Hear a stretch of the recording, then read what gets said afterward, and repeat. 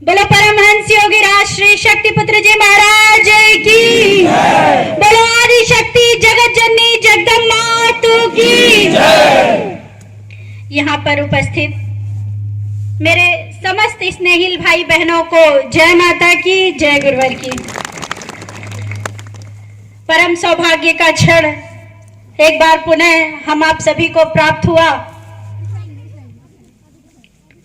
कि गुरुवर ने हमें अपना समझकर, अपना मानकर, गुरुवर ने हमें इस सिद्धाश्रम धाम पर बुलाया अपना आशीर्वाद प्रदान करने के लिए, अपना निर्देशन प्रदान करने के लिए। एक बार फिर से हमें वह सौभाग्य प्राप्त होगा जब हम समाज में जिस लक्ष्य को लेकर कार्य कर रहे हैं, जिस दिशा को लेकर कार्य कर रहे हैं, उसमें किस तरह से चलना है, कैसे आगे बढ़ना है, किस तरह से हमें अपने अंदर संतुलन लाना है, उन सब विषयों पर गुरुवर का निर्देशन हमें प्राप्त होगा। और अभी सुबह सुबह मेरी संध्या बहन से बात हो रही थी, मुझे तो याद नहीं था, पर संध्या बहन ने याद दिलाया कि सागर वालों के लिए बड़ा सौभाग्य का क्षण है, क्योंकि शायद 4 साल पहले आज ही का दिन था जब सागर में गुरुवर का चिंतन आप लोग प्राप्त कर रहे थे, और आज फिर वही दिन है जब आप यहाँ पर सिद्धाश्रम धाम पर बैठे हुए हैं। प्रतिपल गुरुवर के स्नेह को प्राप्त कर रहे हैं। जैसा कि संध्या बहन ने कहा कि हमें अपने आप को पात्र बनाना है, ये तो हमने सुन लिया कि हमें गुरुवर ने बुलाया है, हम निर्देशन प्राप्त करेंगे, आशीर्वाद प्राप्त करेंगे, पर वो आशीर्वाद, वो चेतना तरंगे जो गुरुवर के माध्यम से हमारे शरीर में प्रवेश करती है, हमारी आत्मा में प्रवेश करती है, वो हमें प्राप्त कैसे होंगी। बहन ने कहा कि हमें अपने समय का सदुपयोग करना है, हमें अपने आप को पात्र बनाना है। तो हम अपने आप को पात्र कैसे बनाएं? अपने आचार विचार व्यवहार में संतुलन लाकर, अपने मन मस्तिष्क में गुरुवर के विचारों को, गुरुवर के चिंतनों को बिठाकर, और साथ में जो 2 दिन आप यहाँ पर सिद्धाश्रम धाम पर हैं, तो अपने समय का सदुपयोग करना है। कैसे कैसे अपने आप के समय का उपयोग करना है, कैसे अपने आप को पात्र बनाना है। आप यहाँ पर हैं, निश्चित रूप से कार्यकर्ता बैठक है, तो आपको आपस में बैठना होगा, तरह तरह की चर्चाएं होंगी, लेकिन उस चर्चाओं से भी समय निकालकर सिद्धाश्रम धाम पर स्थापित गौशाला, जब आप नदी से प्रवेश करते हैं तो सर्वप्रथम गौ माता के दर्शन करते हैं। प्रयास करें कि गौशाला में जाकर गौ माता के दर्शन करें, उनको प्रणाम करें। जरूरी नहीं है एक साथ सारी भीड़ वहां इकट्ठा न करें, उससे उन्हें भी परेशानी हो सकती है। आप गौशाला के नजदीक जाकर, गौशाला के गेट के बाहर से भी आप गौ माता को प्रणाम करेंगे तो आपको उतना ही आशीर्वाद प्राप्त होगा। साथ ही पूज्य दंडी सन्यासी स्वामी जी की समाज में जाकर आप नमन कर सकते हैं, वंदन कर सकते हैं, उनका भी आशीर्वाद प्राप्त कर सकते हैं।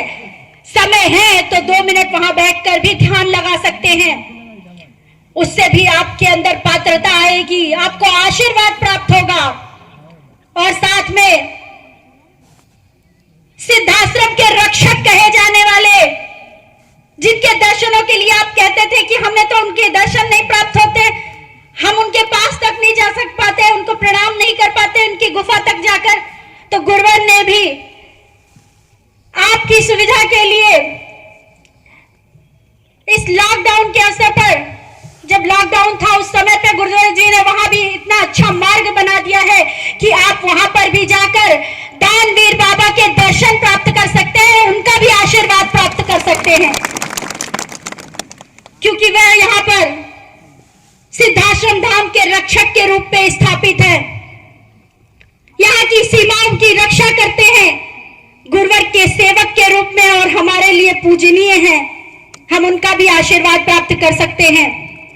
साथ में मूल ध्वज में सुबह शाम की आरती में सम्मिलित हो, मूल ध्वज में भी कहीं पे भी आश्रम के किसी भी परिसर में कहीं भी बैठकर आप 2 मिनट 5 मिनट 10 मिनट का ध्यान लगा सकते हैं, क्योंकि यहाँ का तो कण कण पावन है, कण कण चैतन्य है। आप जहां पर भी बैठकर ध्यान लगा लेंगे वहीं से आपको गुरुवर और मां का आशीर्वाद मिलना प्रारंभ हो जाएगा। फिर भी आप 2 दिन का यहां समय बिता रहे हैं, 2 दिन की बैठक रखी गई है, तो आपको 2 दिन यहां पर रहना है, उपस्थित रहना है और गुरुवर का आदेश है। ऐसे तो यह हमारी समझ होनी चाहिए, पर फिर भी गुरुवर जानते हैं कि आप लोग तरह तरह की चर्चाओं में लग जाते हैं, समय का कहीं ना कहीं सदुपयोग नहीं कर पाते। गुरुवर ने कहा है कि 2 दिन जो भी कार्यकर्ता यहां पर उपस्थित हैं, वे सुबह शाम जब गुरुवर चालीसा भवन में जाते हैं उस समय पे तो आप लोग वहां उपस्थित रहते ही हैं, आशीर्वाद प्राप्त करते हैं। उसके अतिरिक्त सुबह के समय आधे घंटे और रात्रि के समय आधे घंटे, दोनों दिन आप लोग चालीसा पाठ में पाठ अवश्य करेंगे। इतना समय वहां पर अलग से अवश्य व्यतीत करेंगे। हर पल गुरुवर का हमें आशीर्वाद प्राप्त हो रहा है। आज कार्यकर्ता बैठक है, सुबह से आप लोगों के साथ बैठना है। थोड़ा सा समय मैं और लूंगी कि जिस तरह से यह समय आया हमारे सामने महामारी के रूप में, कोरोना महामारी के रूप में, याद करिए आप लोग कि गुरुवर कई साल पहले अपने चिंतनों में कहते थे कि एक ऐसा समय आएगा जिस समय पे पूरे समाज में उथल पुथल मची रहेगी, बड़ी महामारी का शिकार होंगे लोग, कई लोगों की मृत्यु होगी, आगे विकट परिस्थितियां आएंगी। उस विकट परिस्थितियों के लिए मैं तुम सबको तैयार कर रहा हूं। और गुरुवर हमें प्रतिबल नशा मुक्त बना रहे थे, मांसाहार मुक्त बना रहे थे, चरित्रवान बना रहे थे, विवेकवान बना रहे थे, धैर्यवान बना रहे थे। आज इसी विकट परिस्थिति के लिए आज आप आंकलन करिए कि इस महामारी में भी, महामारी के विकट समय में भी हमारे भगवती मानव कल्याण संगठन के सभी परिवार जिनके गले में रक्षा कवच है, माथे में कुमकुम का तिलक है, जो सुबह शाम साधना करते हैं, उनको कितना अच्छा समय प्राप्त हुआ। उन्होंने कहा कि दीदी हमने तो 1.25 लाख के जाप कर लिए इस लॉकडाउन में।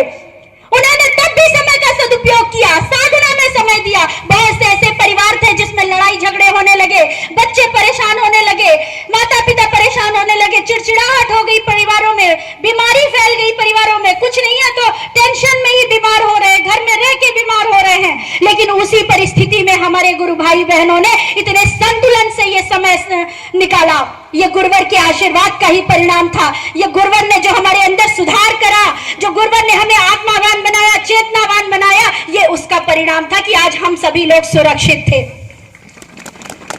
और मैं भगवती मानव कल्याण संगठन के सभी सदस्यों का, भारतीय शक्ति चेतना पार्टी के सभी सदस्यों का, गुरुवर के सभी शिष्यों का मैं धन्यवाद करना चाहती हूँ और आभारी हूँ कि इस विकट परिस्थिति में भी मेरे गुरु भाई बहनों ने अपनी जान की परवाह किए बिना, जब ये पूरे देश में फैला हुआ था कि नहीं बाहर निकलोगे तो आपको बीमारी हो जाएगी, कोरोना हो जाएगा, आपकी डेथ हो जाएगी, आप रोड में निकल गए, किसी के बगल से निकल गए तो आपकी मृत्यु हो जाएगी, आपको कोरोना हो जाएगा। ऐसी विकट परिस्थिति में भी, ऐसी बात फैलने के बाद भी मेरे गुरु भाई बहनों ने, मेरे गुरु भाई बहन अपने घरों से निकले, घरों से निकल के असहायों की, असमर्थों की सहायता की, जिसे जिस प्रकार की सहायता की आवश्यकता पड़ी वो निकल कर बाहर निकले समाज के बीच में और समाज की सेवा की। यही तो गुरुवर ने हमें सिखाया था, समाज कल्याण, समाज सेवा, देश सेवा, और हमने उसको किया। ये गुरुवर